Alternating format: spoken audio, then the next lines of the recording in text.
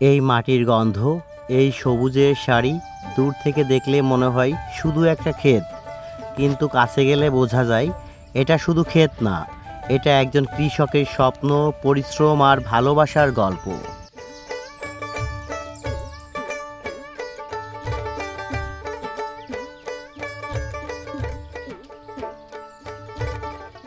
সকালের নরম রোদে যখন শিশির ভেজা পাতাগুলো ঝিলমিল করে, ঠিক তখনই শুরু হয় একজন কৃষকের নতুন দিন। হাতে কোদাল, চোখে আশা, আর মনে একটাই চিন্তা, ফসলটা যেন ভালো হয়।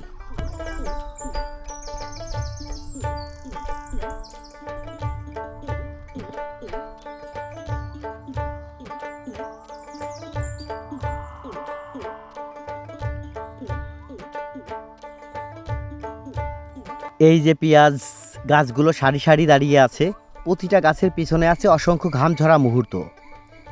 মাটি প্রস্তুত করা, বীজ রোপণ করা, নিয়মিত পানি দেওয়া, আগাছা পরিষ্কার করা, দিনের পর দিন যত্নে বড় করে তোলা হয় এই ফসল।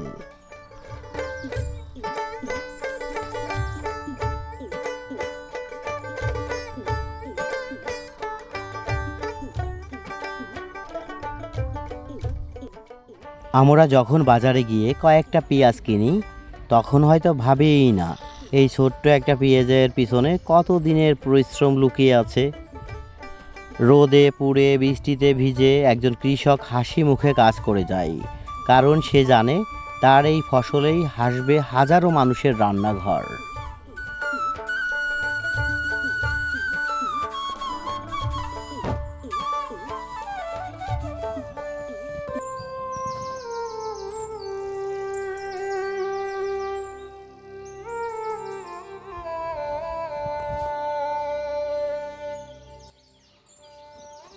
বাংলার এই মাটি শুধু ফসল দেয় না, এই মাটি তৈরি করে পরিশ্রমী মানুষ, তৈরি করে আমাদের দেশের আসল নায়ক, আমাদের কৃষক।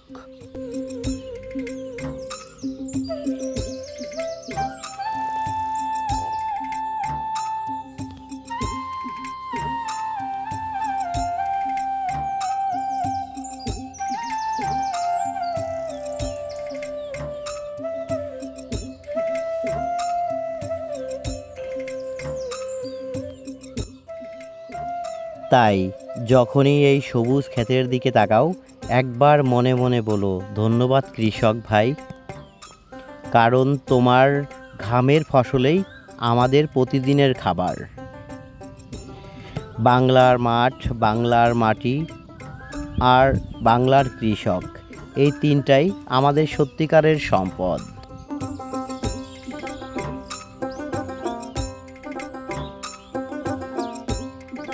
শেষ করার আগে ছোট্ট একটা কথা বলি, আমি অনেক স্বপ্ন নিয়ে এই ইউটিউব চ্যানেলটা শুরু করেছি, শুধু অর্থ উপার্জনের জন্যই না।